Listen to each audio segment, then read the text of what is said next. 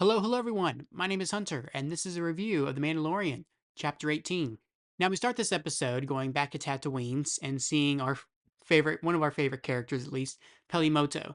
I really like how they handle the fan service in this show, including with Pelimoto, because she doesn't really do anything with the story at all. She really just feels like she's just fan service there. But I really like it because I think it's interesting how much the show has developed on that front, considering that in season two we were getting fan service for Star Wars fans, and now we're specifically getting fan service for just Mandalorian fans. I just found that funny.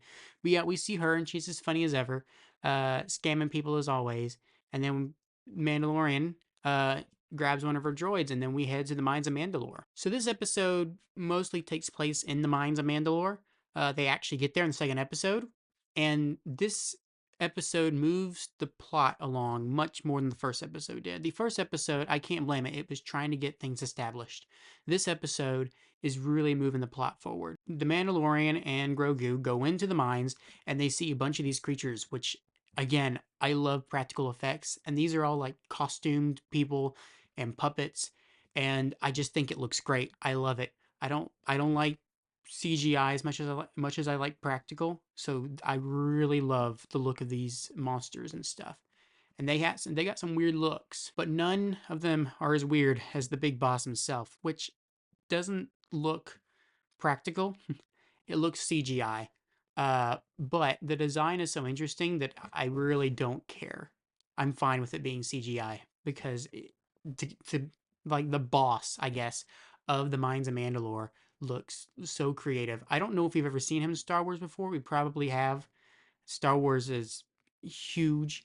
I've seen all of Clone Wars, so if he's been in there, I don't really remember. But anyways, the Mandalorian gets captured by this big boss creature, and it's up to Grogu to try and save him, which I loved. I didn't realize how much I would love having just like a little plot, a little bit of story just on Grogu instead of with any other characters. I found it very interesting and very fun.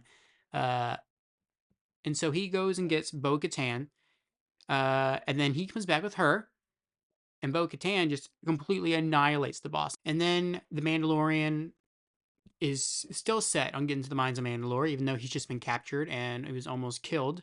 Um, and then Bo Katan just realizes that she can't stop him, so she takes him to the mines of Mandalore. So when they get there, Din Djarin starts to walk in the water, and he gets dragged under the water by some giant, giant creature, which I think is going to be like one of the biggest plot points of the entire show is how is he going to bathe in the mines of Mandalore with this giant creature under the water in the salt mines. Um, and he looked intimidating. It was a pretty big monster. Uh, and that pretty much just ends the episode right there. So, and I really thought that this was a very strong episode. Honestly, I thought it was as good as last week. Uh, I felt the story, the the set pieces were a bit down. We were in the caves most of the time, but the story was brought up. So I think it kind of evens out, and I think I can give it the same score I gave it last week, which was a 70, because I think this is a very good episode as well.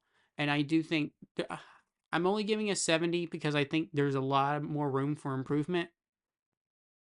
Not that this episode is bad and needs improvement. I just think there's so much more they can do right now, and I think it's going to get to a 10 before the end of the season. So I do thank you for watching. That was my review of The Mandalorian, Chapter 18. Thank you for watching. Goodbye.